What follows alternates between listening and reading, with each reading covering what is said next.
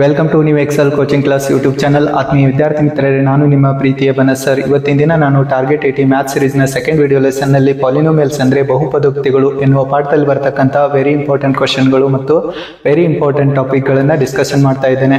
ನನ್ನ ವಿಡಿಯೋ ನಿಮಗೆ ಲೈಕ್ ಆದ್ರೆ ಶೇರ್ ಮತ್ತು ಸಬ್ಸ್ಕ್ರೈಬ್ ಮಾಡೋದರೊಂದಿಗೆ ಸಪೋರ್ಟ್ ಮಾಡಿ ಅಂತ ಹೇಳ್ತಾ ಇವತ್ತಿನ ವಿಡಿಯೋ ಕ್ಲಾಸ್ ಸ್ಟಾರ್ಟ್ ಮಾಡ್ತಾ ಇದ್ದೇನೆ. ಫಸ್ಟ್ ನಾವು ಪಾಲಿನೋಮಿಯಲ್ಸ್ ಅಂದ್ರೆ ಏನಂತ ಅರ್ಥ ಮಾಡ್ಕೊಳ್ಳೋಣ. ನೋಡಿ, ಪಾಲಿನೋಮಿಯಲ್ಸ್ ಅಂದ್ರೆ ಏನಂತ ಹೇಳ್ತೀವಿ ಅಂದ್ರೆ ಬಹುಪದೋಕ್ತಿಗಳು. Polynomials are the algebraic expressions. Polynomials are the algebraic expressions. Polynomials are the algebraic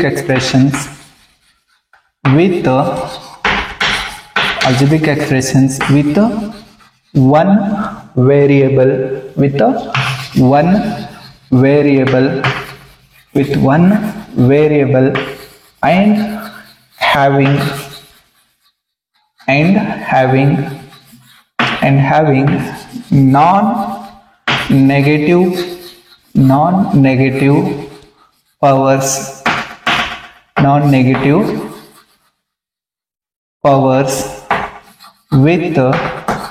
non-negative powers with fundamental operations.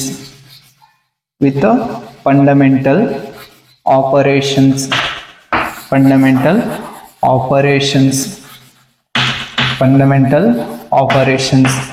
ನೋಡಿ, polynomials are the algebraic expressions with one variable and having non-negative powers with fundamental operations ಅಂತ ಹೇಳ್ತೀವಿ. ಬಹುಪದೋಕ್ತಿಗಳು ಒಂದು ಚರಾಕ್ಷರವುಳ್ಳ ಬೀಜೋಕ್ತಿಗಳ ಸಮೂಹವಾಗಿದ್ದು ಘಾತಸೂಚಿಗಳು ಪೂರ್ಣ ಸಂಖ್ಯೆಗಳಾಗಿರುತ್ತವೆ ಮತ್ತು ಗಣಿತದ ಮೂಲಕ್ರಿಯೆಗೆ ಒಳಪಟ್ಟಿರುತ್ತವೆ ಅಂತ ಹೇಳ್ತೀವಿ. ಓಕೆ, ಗಣಿತದ ಮೂಲಕ್ರಿಯೆಗಳಂದ್ರೆ ಅಡಿಷನ್, ಸಬ್ಟ್ರಾಕ್ಷನ್, ಮಲ್ಟಿಪ್ಲಿಕೇಶನ್ ಮತ್ತು ಡಿವಿಷನ್ ಅಂತ ಹೇಳ್ತೀವಿ. ಓಕೆ, ಇಲ್ಲಿ ಬಹುಪದೋಕ್ತಿಯ ವಿಧಗಳನ್ನ ನೋಡೋಣ. ಬಹುಪದೋಕ್ತಿಯ ವಿಧಗಳು ಪಾಲಿನೋಮಿಯಲ್ಸ್ ಬಹುಪದೋಕ್ತಿಯ ವಿಧಗಳು, ಟೈಪ್ಸ್ ಆಫ್ ಪಾಲಿನೋಮಿಯಲ್ಸ್. ಫಸ್ಟ್ ಒನ್ ಏನ್ ಬರುತ್ತೆ ಅಂತಂದ್ರೆ ಕಾನ್ಸ್ಟೆಂಟ್ ಪಾಲಿನೋಮಿಯಲ್, ಸ್ಥಿರ ಬಹುಪದೋಕ್ತಿ. ಕಾನ್ಸ್ಟೆಂಟ್ ಪಾಲಿನೋಮಿಯಲ್ ಅಂದ್ರೆ ಸ್ಥಿರ ಬಹುಪದೋಕ್ತಿ. ಕಾನ್ಸ್ಟೆಂಟ್ ಪಾಲಿನೋಮಿಯಲ್ ಅಂದ್ರೆ ಏನಪ್ಪಾ ಅಂತಂದ್ರೆ ಸ್ಥಿರ ಬಹುಪದೋಕ್ತಿ.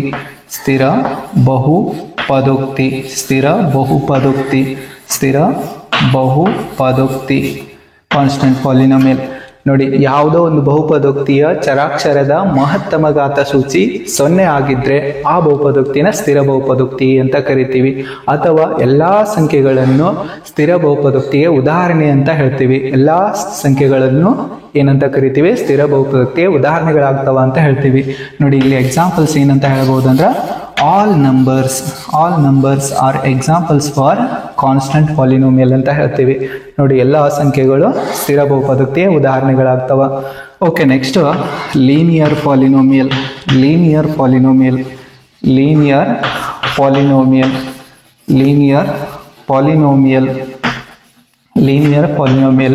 ಅಂದ್ರೆ ರೇಖಾತ್ಮಕ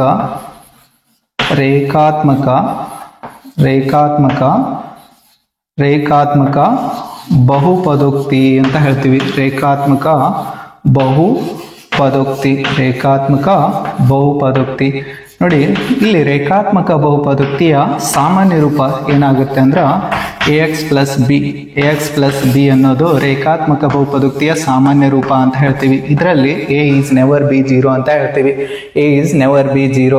ನೋಡಿ, ಯಾವುದಾದ್ರೂ ಒಂದು ಬಹುಪದೋಕ್ತಿಯ ಚರಾಕ್ಷರದ ಮಹತ್ತಮ ಘಾತ ಸೂಚಿ 1 ಆಗಿದ್ರೆ ಆ ಬಹುಪದೋಕ್ತಿಯನ್ನ ನಾವು ರೇಖಾತ್ಮಕ ಬಹುಪದೋಕ್ತಿ ಅಂತ ಕರಿತೀವಿ. Highest power of the variable of any polynomial is 1, then that polynomial is called linear polynomial ಅಂತ ಹೇಳ್ತೀವಿ. ಓಕೆ, ಈಗ ನೆಕ್ಸ್ಟ್ ಕ್ವಾಡ್ರಾಟಿಕ್ ಪಾಲಿನೋಮಿಯಲ್, ವರ್ಗ ಬಹುಪದೋಕ್ತಿ. ಕ್ವಾಡ್ರಾಟಿಕ್ ಪಾಲಿನೋಮಿಯಲ್ ವರ್ಗ ಬಹುಪದೋಕ್ತಿ. ಕ್ವಾಡ್ರಾಟಿಕ್ ಪಾಲಿನೋಮಿಯಲ್ ವರ್ಗ ಬಹುಪದೋಕ್ತಿ. ಕ್ವಾಡ್ರಾಟಿಕ್ ಪಾಲಿನೋಮಿಯಲ್ ಅಂದ್ರೆ ವರ್ಗ ಬಹುಪದೋಕ್ತಿ.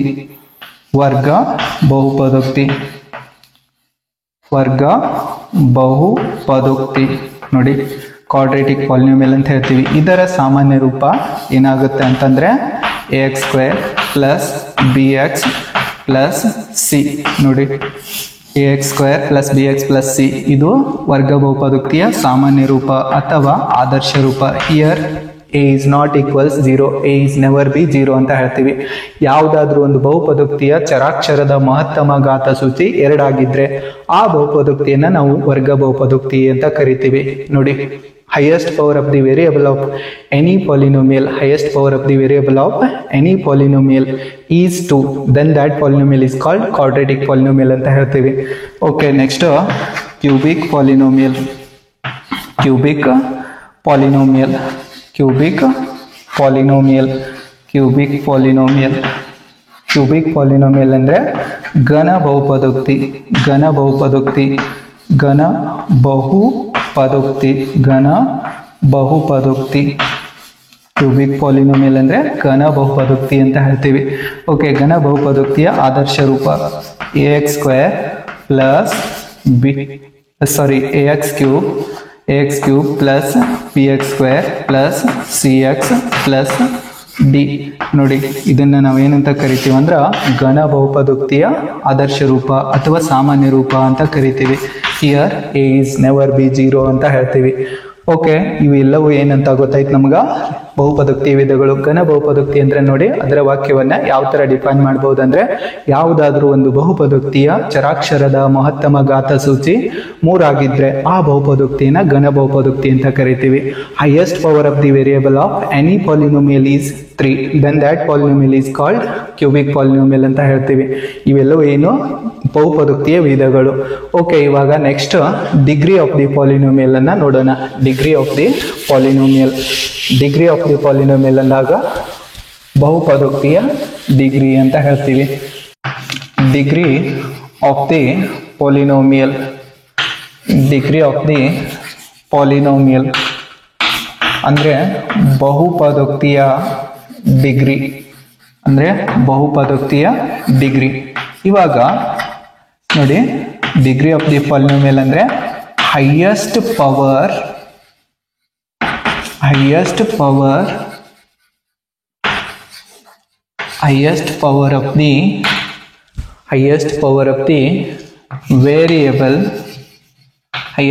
of the variable of any polynomial highest power of the variable of any polynomial is called degree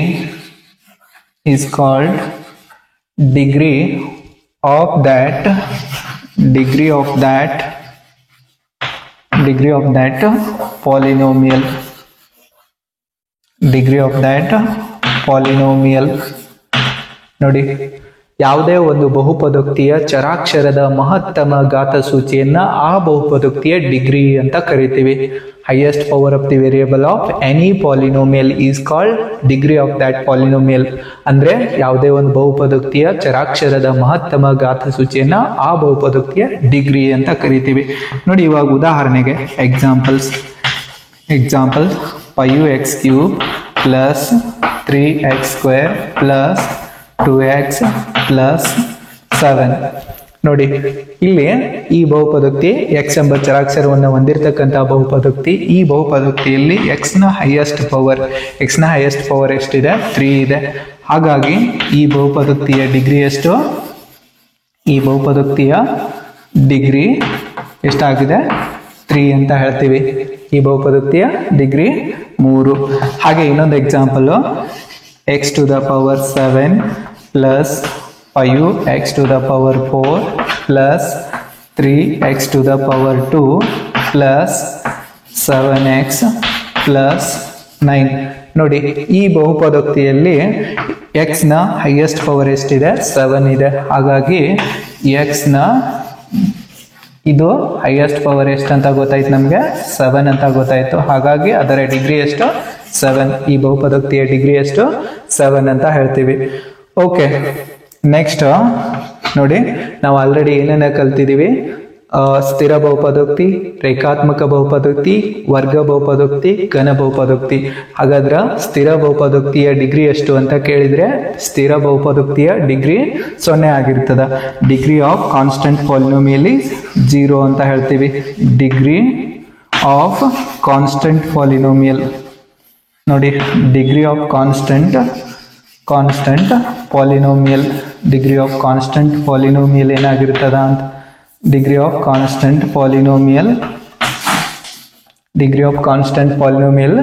ಏನಾಗಿರ್ತದ ಅಂತಂದ್ರ 0 ಅಂತ ಹೇಳ್ತೀವಿ.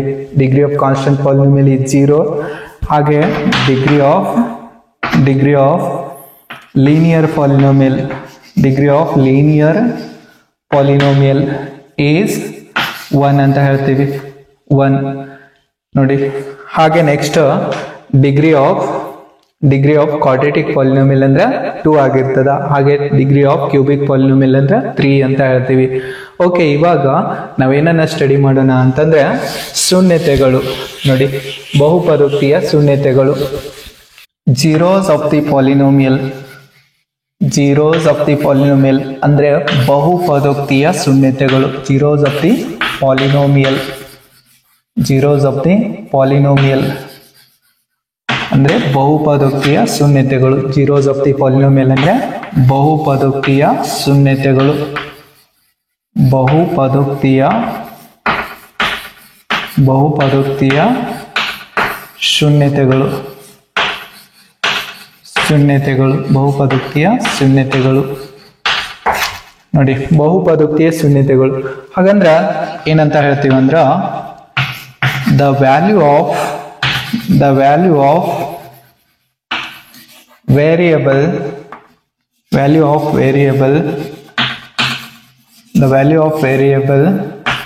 any polynomial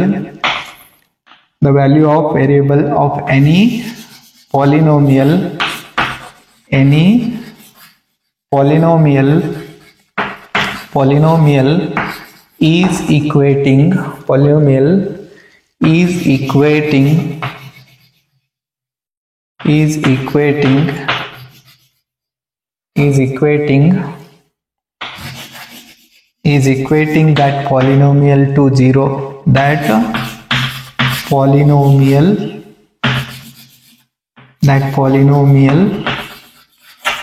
to 0. That polynomial to 0. Then the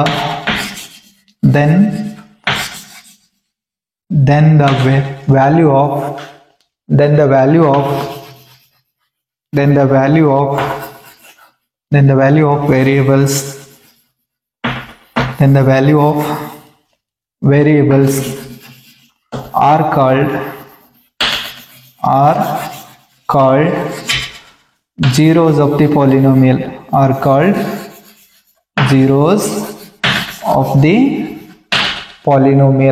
Zeros of the polynomial.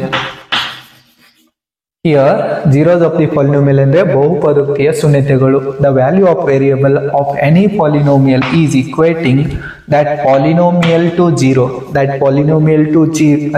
Then the value of variables are called zeros of the polynomial ಅಂತ ಕರಿತೀವಿ. zeros of the polynomial. ನೋಡಿ, ಯಾವುದಾದ್ರೂ ಒಂದು ಬಹುಪದೋಕ್ತಿಯಲ್ಲಿ ಚರಾಕ್ಷರದ ಬೆಲೆಯನ್ನು ತುಂಬಿದಾಗ ಆ ಬಹುಪದೋಕ್ತಿಯ ಮೊತ್ತ 0ಗೆ ಸಮನಾಗುತ್ತಿದ್ದರೆ ಆ ಚರಾಕ್ಷರದ ಬೆಲೆಯನ್ನು ಆ ಬಹುಪದೋಕ್ತಿಯ ಶೂನ್ಯತೆ ಅಂತ ಕರಿತೀವಿ.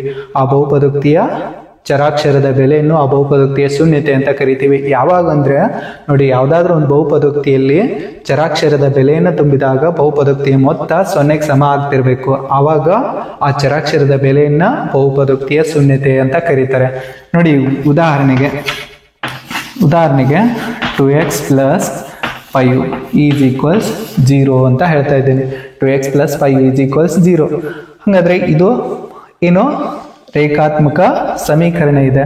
ನೋಡಿ, ಈ ರೇಖಾತ್ಮಕ ಸಮೀಕರಣದ ಬೆಲೆ 0 ಆಗ್ತಾ ಇದೆ ಅಂದ್ರೆ ಯಾವಾಗ 0 ಆಗುತ್ತೆ ಅಂತಂದ್ರೆ when ನೋಡಿ, ಇಲ್ಲಿ ಈ 5 ಆ ಕಡೆ ಕಳಿಸ್ತೀನಿ, ಅದರ ಅರ್ಥ 2x is equals -5 ಅಂತ ಅರ್ಥ. ನೋಡಿ ಈಗ ಇದನ್ನೇ ಮತ್ತೆ ನಾವು ಸಿಂಪ್ಲಿಫೈ ಮಾಡಿದ್ರೆ x is equals ಎಷ್ಟು ಬರ್ತದ, -5 ಡಿವೈಡೆಡ್ ಬೈ 2. ನೋಡಿ ಈ ರೇಖಾತ್ಮಕ ಬಹುಪದೋಕ್ತಿಯ ಶೂನ್ಯತೆ ಎಷ್ಟು, -5/2 ಅಂತ ಹೇಳ್ತೀವಿ. ನೋಡಿ ಈ ಬಹುಪದೋಕ್ತಿಯಲ್ಲಿ -5/2 ಅನ್ನ ಸಬ್ಸ್ಟಿಟ್ಯೂಟ್ ಮಾಡಿದ್ರೆ ಈ ಬಹುಪದೋಕ್ತಿ ರೇಖಾತ್ಮಕ ಬಹುಪದೋಕ್ತಿ 0ಗೆ ಸಮ ಆಗುತ್ತೆ. ಹಾಗಾಗಿ ರೇಖಾತ್ಮಕ ಬಹುಪದೋಕ್ತಿ ಎಷ್ಟು ಶೂನ್ಯತೆಗಳನ್ನು ಹೊಂದಿರ್ತದ, ಒಂದೇ ಒಂದು ಶೂನ್ಯತೆಯನ್ನು ಹೊಂದಿರ್ತದ ಅಂತ ಹೇಳ್ತೀವಿ. ಓಕೆ, ನೆಕ್ಸ್ಟ್ ಇವಾಗ ನೋಡಿ ಎರಡನೇದು ವರ್ಗ ಬಹುಪದೋಕ್ತಿಯನ್ನು ತಗೊಳ್ತೀನಿ. 2x² plus 3x plus 1.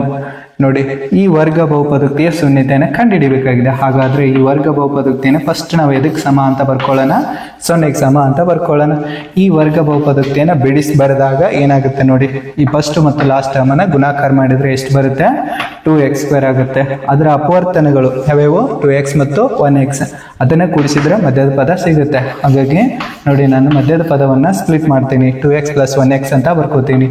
2x² plus 2x plus 1x plus 1 ಅಂತ ಹೇಳ್ತೀನಿ ಈಸ್ ಈಕ್ವಲ್ಸ್ 0. ನೋಡಿ ಇವಾಗ ಇಲ್ಲಿ ಎರಡೇ ಟರ್ಮ್ಸ್ದು ಒಂದೊಂದು ಗ್ರೂಪ್ ಮಾಡ್ತಾ ಇದ್ದೇನೆ. ಹಂಗಾದ್ರೆ ಇಲ್ಲಿ ಮೊದಲನೇ ಗ್ರೂಪಲ್ಲಿ 2x ಕಾಮನ್ ಬರುತ್ತದ, x ಪ್ಲಸ್ 1 ಉಳಿತದ. ನೆಕ್ಸ್ಟ್ 1 ಕಾಮನ್ ಬರುತ್ತೆ, x ಪ್ಲಸ್ 1. ನೋಡಿ ಇವಾಗ ಈ ಬಹುಪದೋಕ್ತಿಯಲ್ಲೇ ಇದನ್ನು 0ಗೆ ಸಮ ಮಾಡ್ತಾ ಇದ್ದೀವಿ ಅಂತ ಹೇಳ್ತಾ ಇದ್ದೀವಿ. ಶೂನ್ಯತೆ ಕಂಡು ಹಿಡಿಬೇಕಾದ್ರೆ ನಾವು ಬಹುಪದೋಕ್ತಿಯ ಮೊತ್ತ 0 ಅಂತ ತಿಳ್ಕೊಬೇಕಾಗುತ್ತೆ. ಹಾಗಾದ್ರೆ ಇವಾಗ 2x plus 1 into x plus 1 ಇವು ಏನು, ಈ ಬಹುಪದೋಕ್ತಿಯ ಅಪವರ್ತನಗಳು. ಈಗ ನಾವು ಬೆಲೆ ಕಂಡುಹಿಡಿಯೋರಿದ್ದೀವಿ. ಹಂಗಾದ್ರೆ 2x ಪ್ಲಸ್ 1 ಅನ್ನ 0ಗೆ ಸಮ ಅಂತ ಬರ್ಕೊಳ್ಳೋಣ, ಅಥವಾ x ಪ್ಲಸ್ 1 ಈಸ್ ಈಕ್ವಲ್ಸ್ 0 ಅಂತ ಹೇಳ್ತೀವಿ. ನೋಡಿ ಈಗ ಇದರ ಅರ್ಥ x is equals -1/2 or x is equals -1.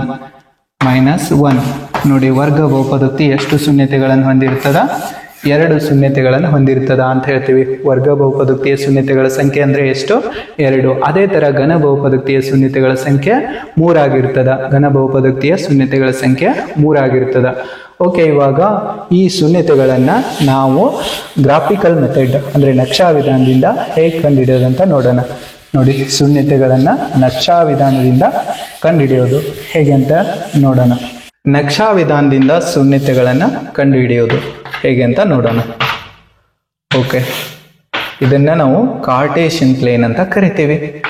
ನೋಡಿ this is an x axis, this is y axis, this is y dash and this one is x dash. At the origin O, here this is one straight line.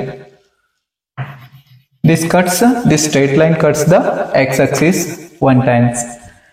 Another Cartesian plane, draw here. Here x, this is x dash, this is O and y dash, and this is y. Here this is parabolic form anta ಹೇಳ್ತೀವಿ. Take another graph. Here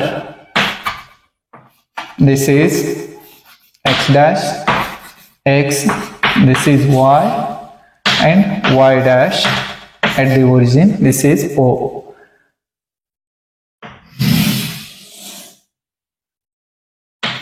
This graph cuts the x-axis 2 points. This also cuts the x-axis 2 points. Take another graph here.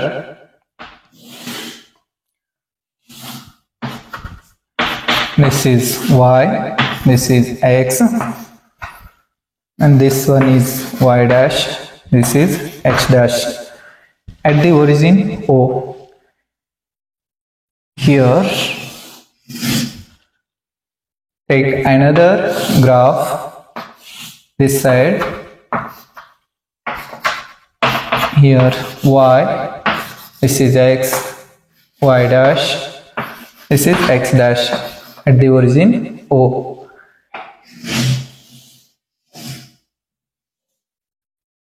Here this graph cuts the x-axis 3 distinct points. This graph cuts the x-axis 4 distinct points. ನೋಡಿ, ಯಾವುದೇ ಒಂದು ನಕ್ಷಾ ವಿಧಾನದಿಂದ ನಾವು ಶೂನ್ಯತೆಗಳನ್ನು ಕಂಡುಹಿಡಿಯಬೇಕಾಗಿತ್ತಂದ್ರ ನೋಡಿ, ಬಹುಪದೋಕ್ತಿಯ ನಕ್ಷೆಗಳು ಅಥವಾ ಗ್ರಾಫ್ಗಳು X ಅಕ್ಷವನ್ನ ಕತ್ತರಿಸಿದ ಬಿಂದುಗಳನ್ನು ಆ ಬಹುಪದೋಕ್ತಿಯ ಶೂನ್ಯತೆಗಳು ಅಂತ ಕರಿತೀವಿ. ಯಾವುದಾದ್ರೂ ಒಂದು ಗ್ರಾಫ್ ಅಲ್ಲಿ ಆ ಗ್ರಾಫ್ ಎಕ್ಸ್ ಅಕ್ಷವನ್ನ ಕತ್ತರಿಸಿದ ಬಿಂದುಗಳನ್ನ ಆ ಬಹುಪದೋಕ್ತಿಯ ಶೂನ್ಯತೆಗಳು ಅಂತ ಕರಿತೀವಿ. ಓಕೆ, ಇಲ್ಲಿ ನೋಡಿ, ಇದು ಸ್ಟ್ರೈಟ್ ಲೈನ್ ಇದೆ. ಸ್ಟ್ರೈಟ್ ಲೈನ್ ಅಂದ್ರ ಇದು ರೇಖಾತ್ಮಕ ಬಹುಪದೋಕ್ತಿಯ ಗ್ರಾಫ್ ಅಂತ ಹೇಳ್ಬೋದು. ರೇಖಾತ್ಮಕ ಬಹುಪದೋಕ್ತಿಯ ಗ್ರಾಫ್ ಯಾವಾಗ್ಲೂ ಸ್ಟ್ರೈಟ್ ಲೈನ್ ಆಗಿರ್ತದ. ಆಮೇಲೆ ವರ್ಗ ಬಹುಪದೋಕ್ತಿ ಅಂದ್ರ ಪ್ಯಾರಾಬೋಲಿಕ್, ಪರವಲಯ ಅಂತ ಹೇಳ್ತೀವಿ. ಪ್ಯಾರಾಬೋಲಿಕ್ ಫಾರ್ಮ್ ಅಲ್ಲಿ ಇರ್ತದ. ಹಂಗಾದ್ರೆ ಇದು ಯು ಸೇಪ್ ಅಲ್ಲಿ ಇರ್ತದ. ಯು ಸೇಪ್ ನೋಡಿ, ಯು ಸೇಪ್ ಅಲ್ಲಿ ಇದ್ದಾಗ ಅದು 2 ಬಿಂದುಗಳಲ್ಲಿ ಎಕ್ಸ್ ಅಕ್ಷವನ್ನು ಕತ್ತರಿಸಿದೆ. ಹಾಗಾಗಿ ಇದರ ಶೂನ್ಯತೆಗಳ ಸಂಖ್ಯೆ 2 ಅಂತ ಹೇಳ್ತೀವಿ. ಇದ್ರದ್ದು ಶೂನ್ಯತೆಗಳ ಸಂಖ್ಯೆ ನೋಡಿ ಎಷ್ಟಂತ ಹೇಳ್ತೀವಿ. ಇದ್ರದ್ದು ಶೂನ್ಯತೆಗಳ ಸಂಖ್ಯೆ, ಇಲ್ಲಿ ಶೂನ್ಯತೆಗಳ ಸಂಖ್ಯೆ ಇದು 1, ಇದು ಶೂನ್ಯತೆಗಳ ಸಂಖ್ಯೆ 1, ಇದರ ಶೂನ್ಯತೆಗಳ ಸಂಖ್ಯೆ 2 ಅಂತ ಹೇಳ್ತೀವಿ. ನೋಡಿ, ಇದು ಕೂಡ ವರ್ಗ ಬಹುಪದೋಕ್ತಿಯ ಶೂನ್ಯತೆಗಳನ್ನ ಕಂಡುಹಿಡಿತಕ್ಕಂಥ ರೇಖಾಚಿತ್ರ. ಹಾಗಾದ್ರೆ ಎಕ್ಸ್ ಅಕ್ಷವನ್ನು ಎಷ್ಟು ಬಾರಿ ಕಟ್ ಮಾಡಿದೆ? 2 ಬಿಂದುಗಳಲ್ಲಿ ಕಟ್ ಮಾಡಿದೆ. ಹಾಗಾಗಿ ಇದರ ಶೂನ್ಯತೆಗಳ ಸಂಖ್ಯೆ ಕೂಡ 2 ಆಗಿದೆ. ಹಾಗೆ ಇವಾಗ 4ನೇ ರೇಖಾಚಿತ್ರ ನೋಡಿ. 4ನೇ ರೇಖಾಚಿತ್ರದಲ್ಲಿ ಈ ರೇಖಾಚಿತ್ರವು ಎಕ್ಸ್ ಅಕ್ಷವನ್ನ ಎಷ್ಟು ಬಿಂದುಗಳಲ್ಲಿ ಕತ್ತರಿಸಿದೆ? 3 ಬಿಂದುಗಳಲ್ಲಿ ಕತ್ತರಿಸಿದೆ. ಹಾಗಾದ್ರೆ ಅದರ ಶೂನ್ಯತೆಗಳ ಸಂಖ್ಯೆ 3 ಅಂತ ಹೇಳ್ತೀವಿ. ಹಾಗೆ 5ನೇ ಚಿತ್ರದಲ್ಲಿ ನೋಡಿ, ರೇಖಾಚಿತ್ರವು ಎಕ್ಸ್ ಅಕ್ಷವನ್ನ 4 ಬಾರಿ ಕತ್ತರಿಸಿರುವುದರಿಂದ ಆ ರೇಖಾಚಿತ್ರದಲ್ಲಿರ್ತಕ್ಕಂಥ ಅಥವಾ ಬಹುಪದೋಕ್ತಿಯ ಶೂನ್ಯತೆಗಳ ಸಂಖ್ಯೆ ಎಷ್ಟಾಗಿರ್ತದ ಅಂತ ಹೇಳ್ಬೋದು? 4 ಆಗಿರ್ತದ ಅಂತ ಹೇಳ್ತೀವಿ.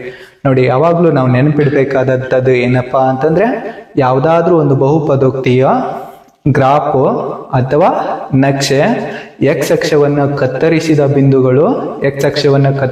ಬಿಂದುಗಳು ಆ ಬಹುಪದೋಕ್ತಿಯ ಶೂನ್ಯತೆಗಳ ಸಂಖ್ಯೆ ಆಗಿರುತ್ತವೆ ಅಂತ ಹೇಳ್ತೀವಿ.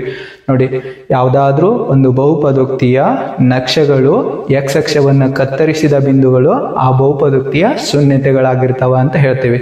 ಹಾಗಾದ್ರೆ ರೇಖಾತ್ಮಕ ಬಹುಪದೋಕ್ತಿಯ ಶೂನ್ಯತೆಗಳ ಸಂಖ್ಯೆ 1, ವರ್ಗ ಬಹುಪದೋಕ್ತಿಯ ಶೂನ್ಯತೆಗಳ ಸಂಖ್ಯೆ 2, ಘನ ಬಹುಪದೋಕ್ತಿಯ ಶೂನ್ಯತೆಗಳ ಸಂಖ್ಯೆ 3, ಹಾಗೆ ಇದು ಚತುರ್ಥ ಬಹುಪದೋಕ್ತಿಯ ಶೂನ್ಯತೆಗಳ ಸಂಖ್ಯೆ 4 ಅಂತ ಹೇಳ್ತೀವಿ. ಓಕೆ, ಇವಾಗ ನೋಡಿ, ಶೂನ್ಯತೆಗಳ ಮೊತ್ತ ಮತ್ತು ಗುಣಲಬ್ಧ ಕಂಡುಹಿಡಿಯುವ ಸೂತ್ರಗಳನ್ನ ನೋಡೋಣ. ಶೂನ್ಯತೆಗಳ ಮೊತ್ತ ಮತ್ತು ಗುಣಲಬ್ಧಗಳನ್ನ ಕಂಡುಹಿಡಿತಕ್ಕಂಥ ಸೂತ್ರಗಳನ್ನ ನೋಡೋಣ. ವರ್ಗ ಬಹುಪದೋಕ್ತಿಯ ಶೂನ್ಯತೆಗಳ ಮೊತ್ತ. ಹಾಗಾದ್ರೆ ಫಸ್ಟ್ ನಾವು ಏನನ್ನ ಬರ್ಕೊಳ್ಳೋಣ ಅಂದ್ರೆ, ವರ್ಗ ಬಹುಪದೋಕ್ತಿಯ ಸಾಮಾನ್ಯ ರೂಪವನ್ನ ಬರ್ಕೊಳ್ಳೋಣ. ax² plus bx plus c. Here a is never the 0 ಅಂತ ಹೇಳ್ತೀವಿ. ಇದು ವರ್ಗ ಬಹುಪದೋಕ್ತಿಯ ಸಾಮಾನ್ಯ ರೂಪ ಅಂತ ಕರಿತೀವಿ. ಈಗ ಏನ್ ಕಂಡುಹಿಡಿಬೇಕಾಗಿದೆ? ನಮಗ ವರ್ಗ ಬಹುಪದೋಕ್ತಿಯ ಶೂನ್ಯತೆಗಳನ್ನ ಕಂಡುಹಿಡಿಬೇಕಾಗಿದೆ. ಸಮ್ ಆಫ್ ವರ್ಗ ಬಹುಪದೋಕ್ತಿಯ ಶೂನ್ಯತೆಗಳ ಮೊತ್ತ, sum of zeros of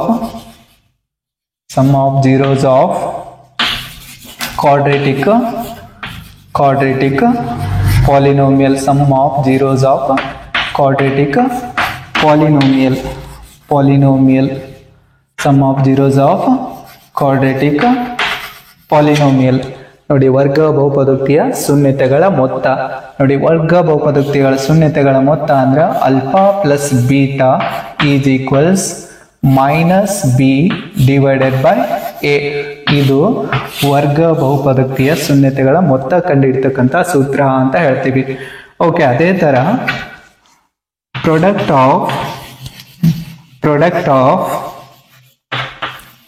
of zeros of quadratic polynomial, product of zeros of quadratic polynomial ಅಂತ ಹೇಳ್ತೀವಿ.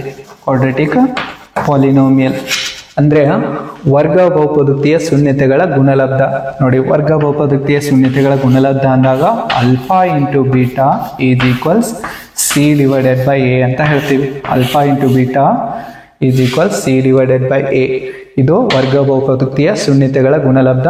Alpha plus beta is equals minus B divided by E. ಇದು ವರ್ಗ ಬಹುಪದೋಕ್ತಿಯ ಶೂನ್ಯತೆಗಳ ಮೊತ್ತ ಅಂತ ಹೇಳ್ತೀವಿ. ಘನ ಬಹುಪದೋಕ್ತಿಯ ಶೂನ್ಯತೆಗಳ ಮೊತ್ತ ನೋಡಿ. ಫಸ್ಟ್ ಘನ ಬಹುಪದೋಕ್ತಿಯನ್ನು ಬರ್ಕೊಳ್ಳೋಣ. A x cube plus B x square plus C x plus D. Here A is not equals 0. ಈಗ ಫಸ್ಟ್ ನಾವು ಏನನ್ನು ಕಂಡುಹಿಡಿಯೋಣ? ಶೂನ್ಯತೆಗಳ ಮೊತ್ತ. Sum of zeros of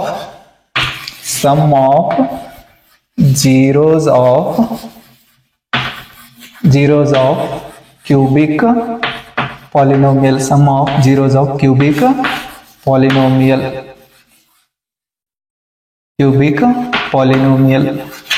some of zeros of cubic polynomial ಅಂದ್ರೆ ಘನ ಬಹುಪದೋಕ್ತಿಯ ಶೂನ್ಯತೆಗಳ ಮೊತ್ತ.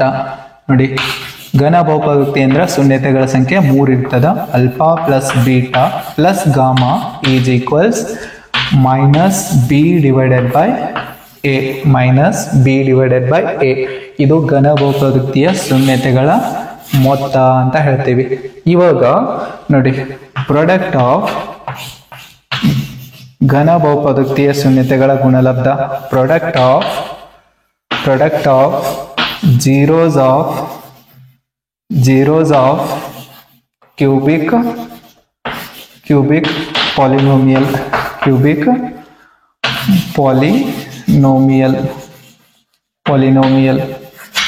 ಇಲ್ಲಿ ಏನ್ ಬರುತ್ತೆ ನೋಡಿ, alpha into beta plus beta into gamma plus alpha into gamma is equals C divided by A.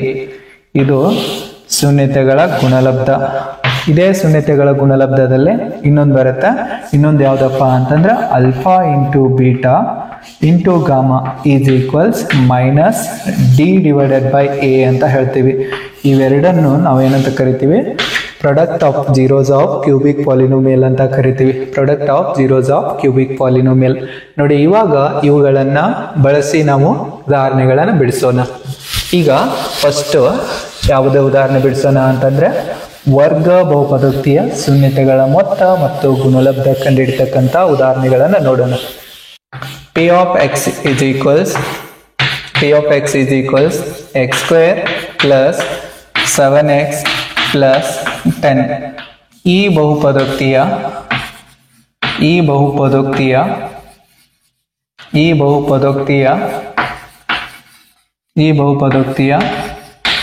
ಶೂನ್ಯತೆಗಳನ್ನು ಕಂಡುಹಿಡಿದು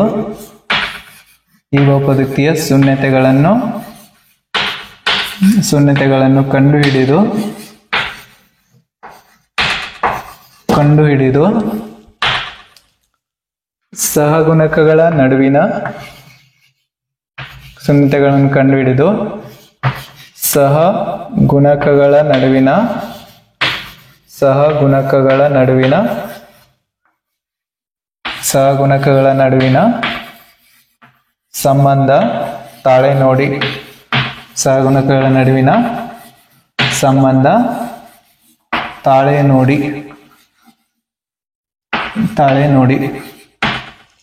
ನೋಡಿ, ಇವಾಗ ಎಷ್ಟು ಕ್ವಶನ್. ಈಗ ಇಲ್ಲಿ ಕ್ವಶನ್ ಅನ್ನ ನಾವು ಹೇಗೆ ಬಿಡಿಸೋಣ ಅಂತ ನೋಡಿ. ಫಸ್ಟ್ ಏನ್ ಬರ್ಕೊಳ್ಳೋಣ? ಆ ಬಹುಪದೋಕ್ತಿಯಲ್ಲಿ ನೋಡಿ, ಎಕ್ಸ್ ಸ್ಕ್ವೇರ್ ನ ಸಹಗುಣಕವನ್ನ ನಾವು ಎ ಅಂತ ಕರಿತೀವಿ. ಎ ನ ಬೆಲೆ 1 ಇದೆ. ಎಕ್ಸ್ ನ ಸಹಗುಣಕವನ್ನ ಬಿ ಅಂತ ಕರಿತೀವಿ. ಬಿ ನ ಬೆಲೆ 7 ಇದೆ. ಆಮೇಲೆ ಇದು 10 ಏನಿದೆಯಲ್ಲ ಅದು ಸ್ಥಿರಾಂಕ, ಅದನ್ನ ಸಿ ಅಂತ ಕರಿತೀವಿ. ಓಕೆ, ಇವಾಗ ಸಹಗುಣಕಗಳು ಬೆಲೆಯ ನಮ್ಗೆ ಗೊತ್ತಾಯ್ತು. ಇನ್ನು ಏನ್ ಮಾಡ್ಬೇಕಾಗಿದೆ? ಶೂನ್ಯತೆಗಳನ್ನು ಕಂಡುಹಿಡಿಬೇಕಾದ್ರೆ ಒನ್ಸ್ ಅಗೈನ್ ಆ ಬಹುಪದೋಕ್ತಿಯನ್ನ ಬರ್ಕೊಳ್ಳೋಣ. X square plus 7x plus 10. ನೋಡಿ, ಫಸ್ಟ್ ಟರ್ಮು ಮತ್ತು ಲಾಸ್ಟ್ ಟರ್ಮ್ ಅನ್ನ ಮಲ್ಟಿಪ್ಲೈ ಮಾಡೋಣ. ಎಷ್ಟಾಗುತ್ತೆ? 10x². ಈ 10x² ಅದು ಪ್ಲಸ್ 10x² ಆಗುತ್ತೆ. ಈಗ ಇದರ ಅಪವರ್ತನ 10ರ ಅಪವರ್ತನ 5 ಮತ್ತು 2. ನೋಡಿ, ಅದನ್ನು ತಗೋತಾ ಇದ್ದೇನೆ. ಯಾಕೆ 5 ಮತ್ತು 2 ತಗೊಂಡಿದ್ದೇನೆ ಅಂದ್ರೆ ಮಧ್ಯದ ಸಂಖ್ಯೆ 7 ಇದೆ.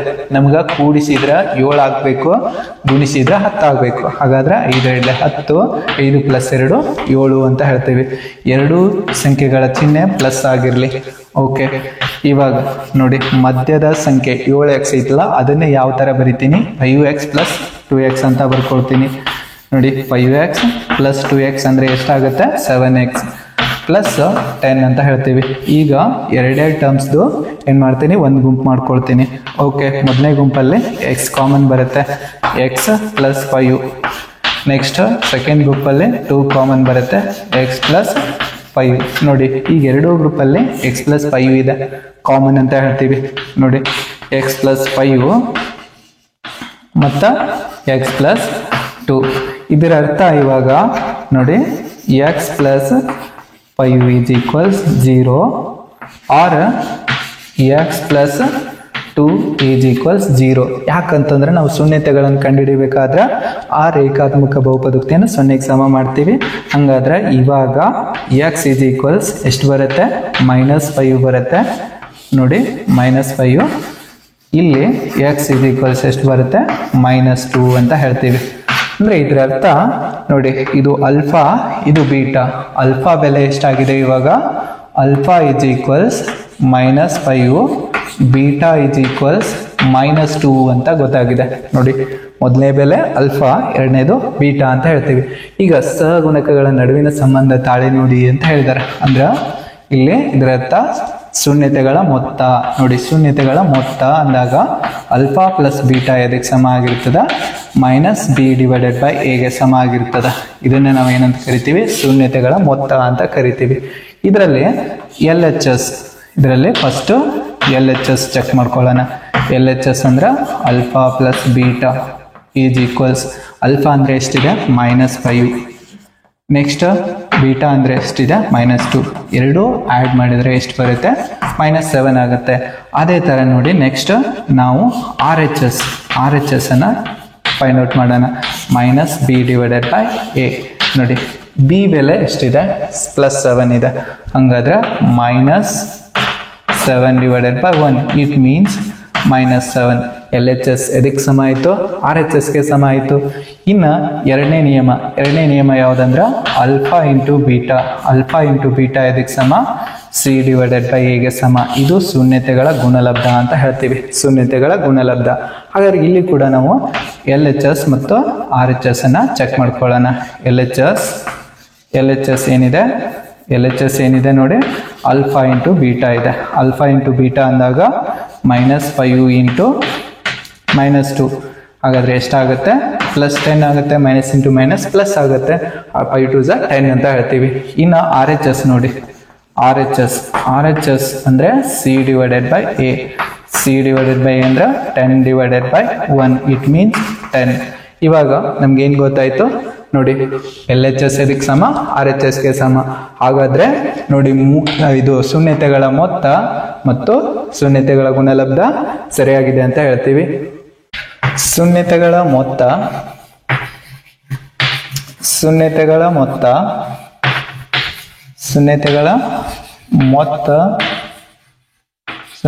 ಮೊತ್ತ ಮೂರು ಮತ್ತು ಗುಣಲಬ್ಧ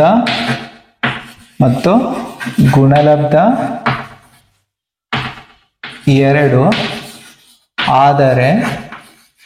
ಆದರೆ ವರ್ಗ ಬಹುಪದೋಕ್ತಿಯನ್ನು ಕಂಡುಹಿಡಿದು ವರ್ಗ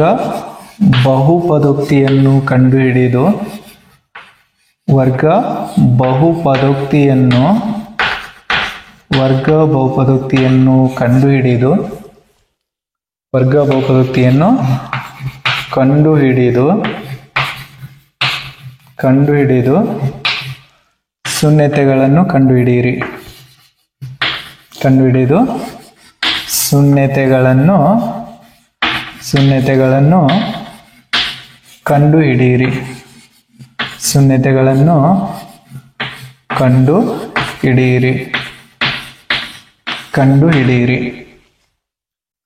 ಓಕೆ, ಏನ್ ಕೊಟ್ಟಾರ ನೋಡಿ, ಶೂನ್ಯತೆಗಳ ಮೊತ್ತ 3 ಅಂತ ಹೇಳ್ತಾರ, ಶೂನ್ಯತೆಗಳ ಗುಣಲಬ್ಧ 2 ಅಂತ ಹೇಳ್ತಾರ.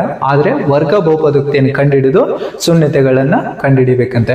ಹಾಗಾದ್ರೆ ಏನ್ ಮಾಡ್ಬೇಕು ನೋಡಿ, ನಮ್ಗ ಫಸ್ಟ್ ಏನ್ ಅನ್ಕೊಟ್ಟಾರ, ಶೂನ್ಯತೆಗಳ ಮೊತ್ತ ಅಂದ್ರೆ ಅಲ್ಫಾ ಪ್ಲಸ್ ಬೀಟಾ. ಶೂನ್ಯತೆಗಳ ಮೊತ್ತ ಅಂದ್ರೆ ಅಲ್ಫಾ ಪ್ಲಸ್ ಬೀಟಾ.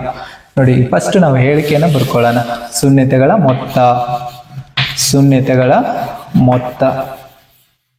ಶೂನ್ಯತೆಗಳ ಮೊತ್ತ ಅಂದ್ರೆ ಅಲ್ಫಾ ಪ್ಲಸ್ ಬೀಟಾ. ಶೂನ್ಯತೆಗಳ ಮೊತ್ತ ಅಂದ್ರೆ ಅಲ್ಫಾ ಪ್ಲಸ್ ಬೀಟಾ ಎಷ್ಟಿದೆ? 3 ಇದೆ. ಓಕೆ, ಅದೇ ತರ ಶೂನ್ಯತೆಗಳ ಗುಣಲಬ್ಧ. ಶೂನ್ಯತೆಗಳ ಗುಣಲಬ್ಧ. ಶೂನ್ಯತೆಗಳ ಗುಣಲಬ್ಧ ಎಷ್ಟಿದೆ ನೋಡಿ?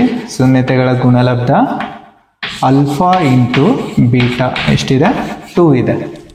ಆದರೆ ಈಗ ಶೂನ್ಯತೆಗಳ ಮೊತ್ತ ಮತ್ತು ಗುಣಲಬ್ಧ ಕೊಟ್ಟಾಗ ಬಹುಪದೋಕ್ತಿ ಹೇಗೆ ಕಂಡುಹಿಡಿಯೋದಂತ ನೋಡಿ. P of X is equals X square minus in the bracket of alpha plus beta into X plus alpha into beta.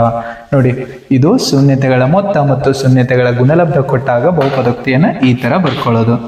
X square minus ನೋಡಿ ಅಲ್ಫಾ ಪ್ಲಸ್ ಬೀಟಾ ಅಂದ್ರೆ ಎಷ್ಟಿದೆ? 3 ಅಂದ್ರೆ ಮೈನಸ್ 3x ಆಗುತ್ತೆ. ನೋಡಿ alpha plus beta, alpha into beta ಅಂದ್ರೆ ಎಷ್ಟಿದೆ? Plus 2 ಇದೆ. ಈಗ ನೋಡಿ ಇದು ವರ್ಗ ಬಹುಪದೋಕ್ತಿ. ವರ್ಗ ಬಹುಪದೋಕ್ತಿಯ ಶೂನ್ಯತೆ ಕಂಡುಹಿಡಿಬೇಕಾದ್ರೆ ಫಸ್ಟ್ ಮತ್ತು ಲಾಸ್ಟ್ ನ ಮಲ್ಟಿಪ್ಲೈ ಮಾಡೋಣ. ಹಾಗಾದ್ರೆ ಎಷ್ಟಾಗುತ್ತೆ? 2x² ಆಗುತ್ತೆ. 2x² ನ ಅಪವರ್ತನ 2x ಮತ್ತು 1x ಅಂತ ಬರ್ಕೊಳ್ತೀವಿ. ಎರಡು ಮೈನಸ್ ತಗೋತೀನಿ. ಗುಣಾಕಾರ ಮಾಡಿದ್ರೆ ಪ್ಲಸ್ 2x² ಆಗಬೇಕು, ಕೂಡಿಸಿದ್ರೆ ಮೈನಸ್ 3x ಆಗಬೇಕು. ಹಾಗಾಗಿ ನೋಡಿ x² ಈ ಮೈನಸ್ 3x ಅನ್ನ ನಾನು ಯಾವ ತರ ಬರಿತೀನಿ ಅಂದ್ರೆ ಮೈನಸ್ 2x ಮೈನಸ್ 1x ಅಂತ ಬರ್ಕೊಳ್ತೀನಿ. ಮೈನಸ್ 1x ಪ್ಲಸ್ 2 ಅಂತ ಹೇಳ್ತೀನಿ. ನೋಡಿ ಇವಾಗ ಎರಡೆರಡು ಟರ್ಮ್ಸ್ ಒಂದೊಂದು ಗುಂಪು ಮಾಡ್ಕೊಳ್ತೀನಿ. ನೋಡಿ ಇಲ್ಲಿ ಇದರಲ್ಲಿ ಕಾಮನ್ ಏನಿದೆ? x ಕಾಮನ್ ಇದೆ, x ಮೈನಸ್ 2. ಆಮೇಲೆ ಇಲ್ಲಿ ಏನು ಕಾಮನ್ ಬರುತ್ತೆ? ಮೈನಸ್ 1 ಕಾಮನ್ ಬರುತ್ತೆ, x ಮೈನಸ್ 2. ನೋಡಿ x minus 2, x minus 2. It means x minus 2 into x minus 1. ಆದ್ರಿಂದ ನಮ್ಗೆ ಇವಾಗ ಏನಂತ ಅರ್ಥ ಆಯ್ತು ಅಂತಂದ್ರೆ ನೋಡಿ ಇದರ ಅರ್ಥ ಇಲ್ಲಿ x minus 2 is equals 0, x minus or x minus 1 is equals 0. It means x is equals plus 2 or x is equals plus 1 ಅಂತ ಹೇಳ್ತೀವಿ.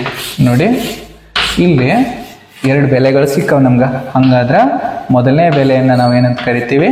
ಅಲ್ಫಾ ಅಂತ ಕರಿತೀವಿ. ಅಲ್ಫಾ ಎಷ್ಟು? ಪ್ಲಸ್ 2. ಬೀಟಾ ಎಷ್ಟು? ಪ್ಲಸ್ 1. ನೋಡಿ ಅಲ್ಫಾ ಪ್ಲಸ್ 2 ಆಗಿದೆ, ಬೀಟಾ ಪ್ಲಸ್ 1 ಆಗಿದೆ. ಅಂದ್ರೆ ಆ ಶೂನ್ಯತೆಗಳು ಯಾವುವು? 2 ಮತ್ತು 1 ಅಂತ ಹೇಳ್ತೀವಿ.